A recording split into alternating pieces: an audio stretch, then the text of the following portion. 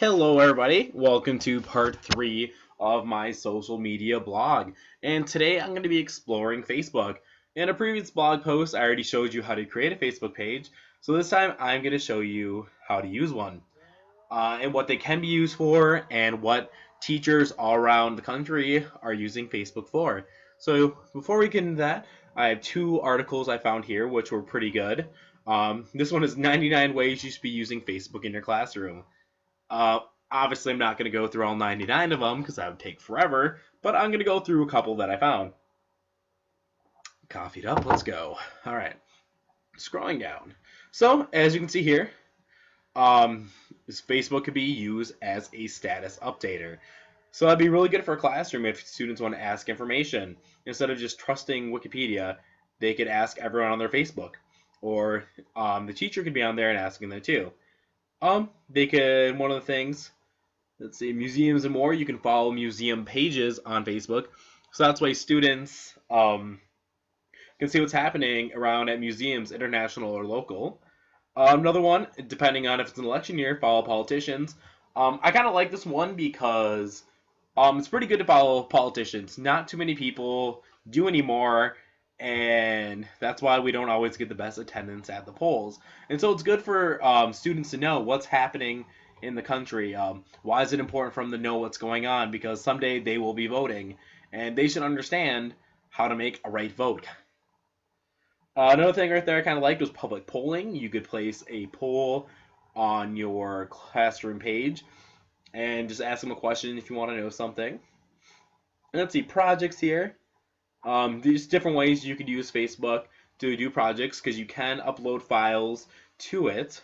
What I would see that only really being used if you don't have a learning management system or if you don't want to do it through Google Drive.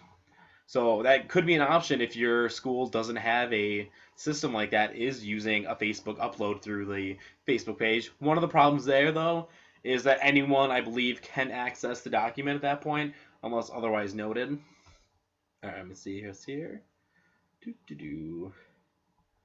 Let's see, where's some more good ones? Exam practice, I like that. You could post practice exam questions, and that way students have a reason to check the Facebook page. And sharing, you could import your class blog to it.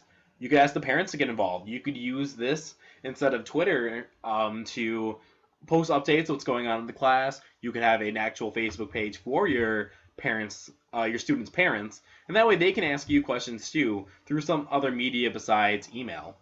You could document class trips, take pictures, post status updates of what's happening. Let's see where. One of the ones I like was explore questions.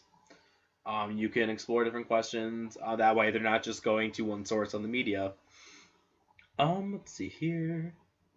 And one of the things it does encourage online participations, which I will be talking about later once I do another blog about online teaching.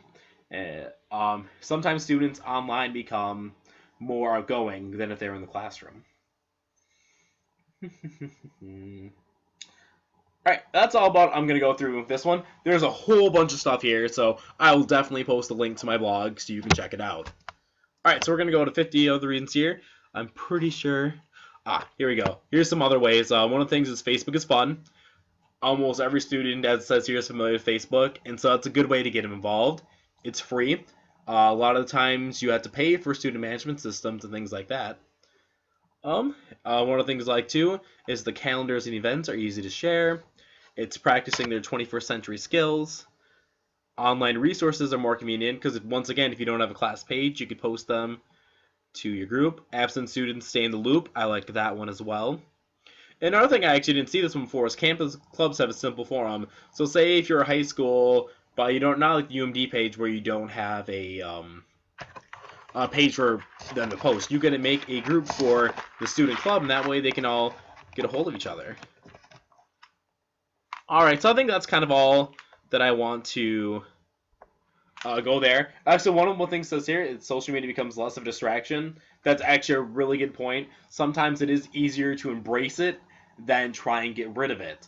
But at the same time, you have to do caution there, because if you use Facebook too much, if you're always on Facebook, it's really easy for students to wander away. So it almost has to be a trust system, I would almost say.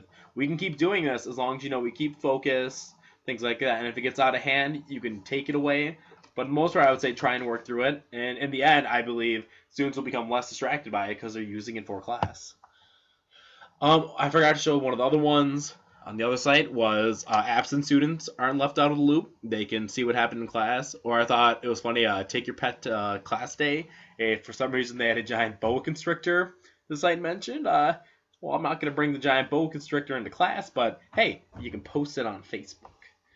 All right, so yeah, so that's different ways people are using Facebook. And then once again, as you can see by our classroom page right here, it says I see no reason to add Helen Wright. You always have to make sure it's okay for you to be on the site. On the college level, it's still important to make sure you're getting invited to the page, things like that, because you really shouldn't have outside contact with your students beyond your official student management system. So that's where it can get a little iffy. Students, you could always make a page instead of a group where the page updates. That way they can't see who the teacher is and they can't message the teacher. Just so you keep yourself a little more safe. So that's once again one of the things you always have to be cautious about, have caution with social media, is protecting yourself. That is your number one priority, is to protect yourself. You don't want to be tempted into a situation you do not want to be in. Yeah, anyways, so that concludes my blog on Facebook. Sorry, Twitter was part 2. This is part 3. And this will be my final blog about social media. If you have any questions for me, put them in the comments. Thanks.